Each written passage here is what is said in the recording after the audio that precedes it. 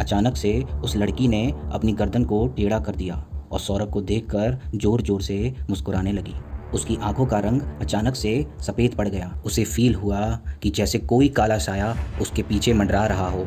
सौरभ ने मुड़कर देखा, लेकिन तभी सौरभ को फिर से ऐसा लगा कि कोई काला साया उसके पीछे मंडरा रहा हो। लेकिन अब की बार जब ये कहानी कोटा के एक टीचर की सच्ची कहानी से इंस्पायर्ड है। 2012 में सौरभ को फाइनली उसकी ड्रीम जॉब मिल गई थी।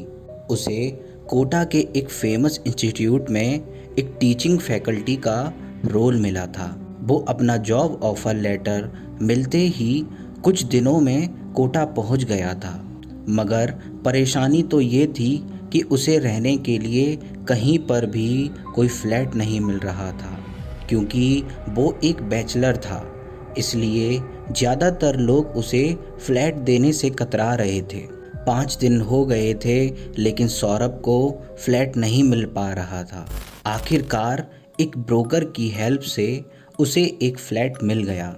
लेकिन परेशानी की बात ये थी कि जहां उसे दूसरे फ्लैट में अपने बैचलर होने की वजह से इतनी दिक्कत हो रही थी, वहीं ये फ्लैट उसे आसानी से मिल गया था। मगर ज़्यादा ना सोचते हुए सौरभ ने वो फ्लैट ले लिया था। शुरुआत में तो सब कुछ अच्छा चल रहा था। सौरभ कोटा के लोगों से घुल मिल रहा था और अपना काम बहुत एनर्जी के साथ कर रहा था। लेकिन फिर एक रात रोज की तरह सौरभ अपने लेक्चर ख़त्म करके घर पहुंचा और बहुत ज़्यादा थकान होने के कारण वो बिना कुछ खाए पिए सीधे सोने चला गया।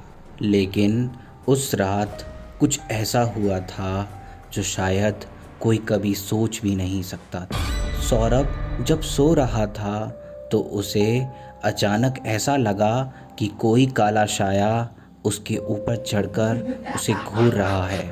सौरभ को ऐसा लग रहा था कि उस साहे का चेहरा सौरभ के चेहरे के बिल्कुल करीब था।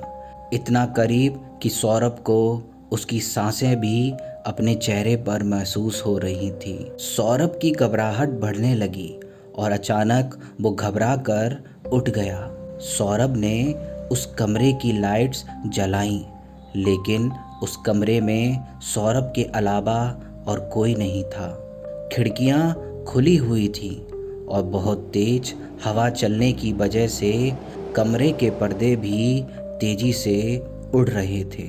उस कमरे में एक अजीब सी ठंडक थी और सौरभ डर की वजह से पसीने में तर खड़ा था।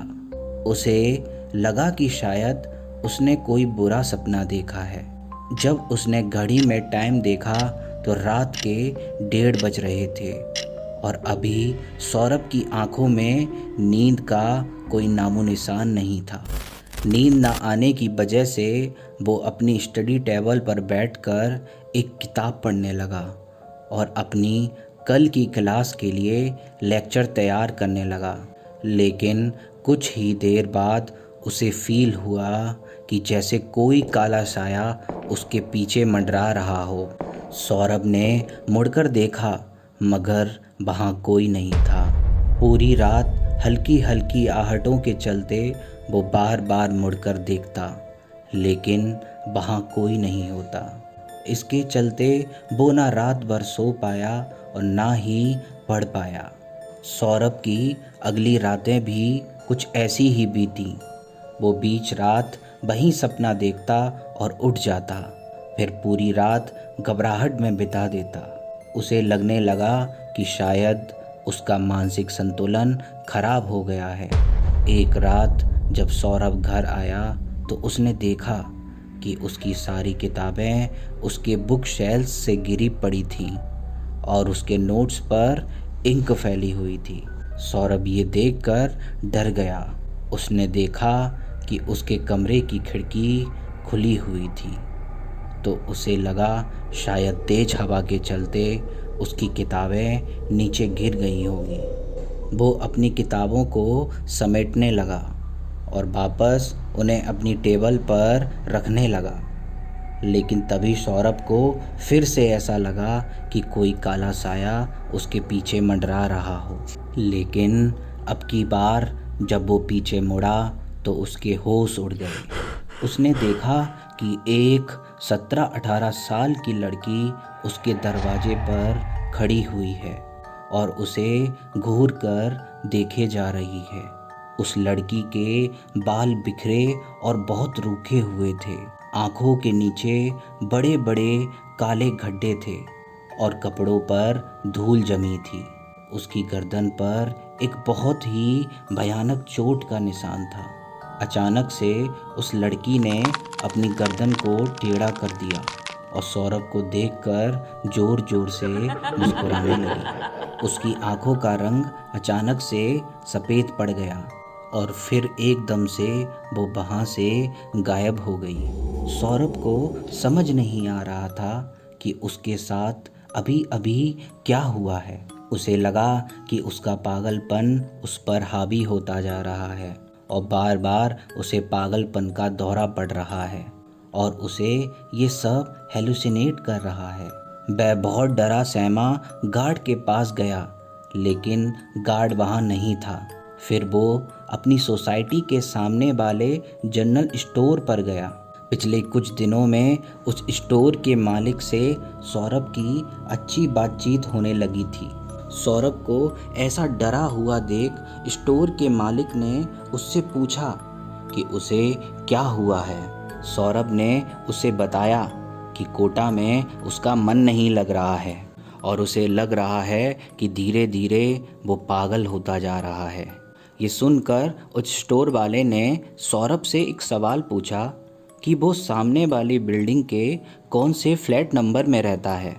जब सौरभ ने अपना फ्लैट नंबर बताया तो वो एकदम से शॉक हो गया। उसने सौरभ से पूछा कि क्या उसे उस फ्लैट के बारे में सब कुछ बताया गया है। सौरभ को कुछ समझ नहीं आया तो स्टोर वाले ने उसे बताया कि तुम्हारे वहाँ आने से कुछ साल पहले वहाँ एक माँ अपनी बेटी के साथ उस फ्लैट में रहा करती थी और पढ़ाई के प्रेशर की वजह से उसकी बेटी ने उसी फ्लैट में सुसाइड कर लिया था और तब से वो जगह खाली पड़ी है। जब सौरभ ने वो किस्सा सुना तो उसका दिल ये सब सुनकर ज़ोरों से धड़कने लगा।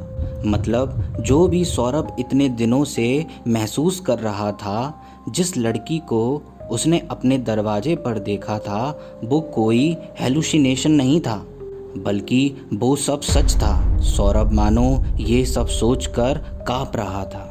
लेकिन उस रात फिर से उसे उसी घर में वापस जाना था। वो किसी तरह रात काटने के लिए उस घर में वापस चला गया और अपने कमरे में भगवान की फ़ोटोज़ रख लीं। उसने सोच लिया था कि वो सुबह होते ही उस घर से अपना सामान लेकर कहीं और चला जाएगा और यही सोचकर वो नींद की गोली खाकर सो गया। लेकिन अचानक पंखे से कुछ अजीब सी आवाज़ आने लगी, जिसकी वजह से सौरभ की नींद टूट गई। जब उसने आंखें खोल कर देखा तो उसकी सांसें मानो थम सी गईं। पंखे से उसी लड़की की लाश लटकी हुई थी, जो सौरभ के उठते ही पल भर में गायब हो गई। उसके बाद सौरभ ने न टाइम देखा और ना ही किसी सामान की परवाह की। वो बस डर से चीखता हुआ उस घर से बाहर दौड़ पड़ा।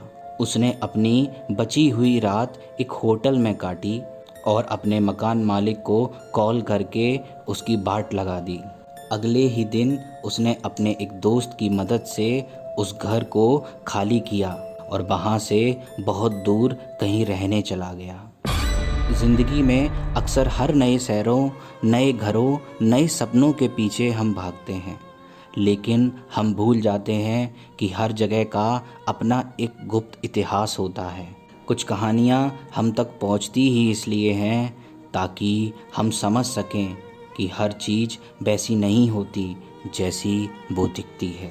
मैं हूँ द ब्रूटल टॉक्स। मिलते हैं ऐसी ही एक और कहानी में।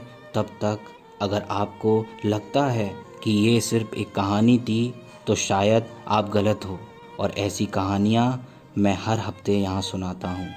इसलिए अभी हमारे चैनल द ब्रूटल टॉक्स को सब्सक्राइब करो, लाइक करो और कमेंट में ज़रूर बताओ, क्या आपके साथ कभी कोई ऐसा हादसा हुआ है